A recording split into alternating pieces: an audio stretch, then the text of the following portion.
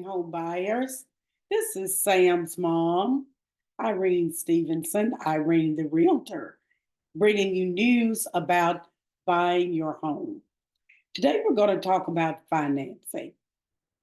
Now, whenever you decide that you want to buy, it's so exciting, and you immediately start looking online, seeing what's available, seeing what you can buy, what areas you want to buy in. That is absolutely great. But when you actually come to me to talk about buying your first home, the one thing that I want to know early is how are you going to finance?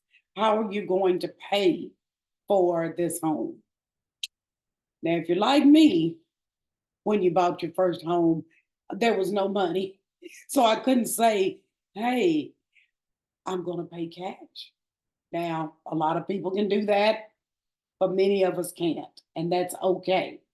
So, what I would do is I would ask you if you have a lender that you want to work with to help you with financing. Now, if you tell me you don't, then I can give you a list of people that I work with that would be willing to help you. Now, when I give you this list, I will give you at least three, and you would kind of check in with them, see which one you want to work with, depending on your particular situation. You know, there are different ways that you can obtain lending now. A lot of people work with an online lender.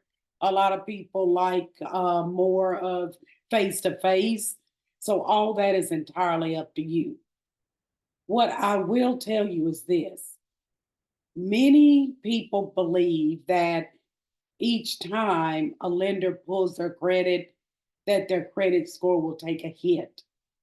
What I want you to do is ask a lender that question because you will be surprised at the answer. It's not as bad as you think. Now, I'm going to stay in my lane because I'm the realtor. So I'm not going to explain anything to you about the lender and the credit score and the hit that you would take and all that. But I want you to ask that question to the lenders that I recommend or to the lender that you have and see what they say about that. It'll be a nice surprise. So once you decide who you're going to work with, um, you have a couple of things that'll be going on. First, you'll become pre qualified.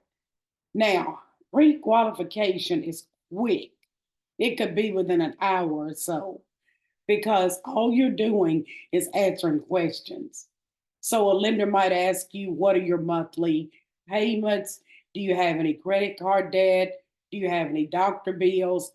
That kind of thing, student loans, all those little sneaky bills that we have. They'll ask you all that, and you'll kind of give them a ballpark. So, based on what you've told them, you can become pre qualified. So, you might say, yay, I can get a house. That's pre qualification. The step that you want to take next, that's more important, is to become pre approved. Now, what is the difference between pre qualified that I just talked about and pre approved? Pre approved is where you actually submit documents. So you'll submit like tax records for the last couple of years, payment stubs, ID, social security number, driver's license, all those kind of personal documents, but you've got to have those to borrow money. And once you submit those, they will be able to actually do a background check or a credit check, I should say, a credit check. And they'll be able to determine if you're able to borrow and how much. Now, once you have the pre approval process completed and they've given you the okay, hey, you can borrow X amount of dollars from us. Now you're ready and you can actually get a pre approval letter. So when you come to a seller with a pre approval letter, and someone else who wants to buy that home comes with pre-qualification or nothing, guess what? You're in the lead, depending on that seller. You're in the lead because you've already taken that big step. So after you become pre-approved, um, your next step after that is to see how much you want to spend. So you might say, well, Irene, you already told me what the lender is going to do. They're going to tell me how much. That's true. But let me give you an example. When I was buying a home, the lender told me how much I could spend. But I was like, whoa, I don't want to spend that much because that means my monthly payments will be higher. And that's correct. So you might say, you know what, I really don't want to go over X amount of money, although I know I can spend X amount of money. So you might just kind of have that in your mind. Um, so we have our lender, we've become pre-approved, we know what we want to spend. So now it's time for the exciting part, and that is let's start talking about properties. So we're going to save that for next time because I don't want to throw a whole lot at you at once, and I want you to kind of digest this.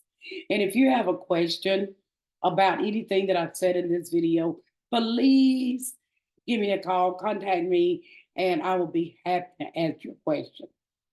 But for now, this is Sam's mom, Irene the Realtor. I'll see you next time. Bye.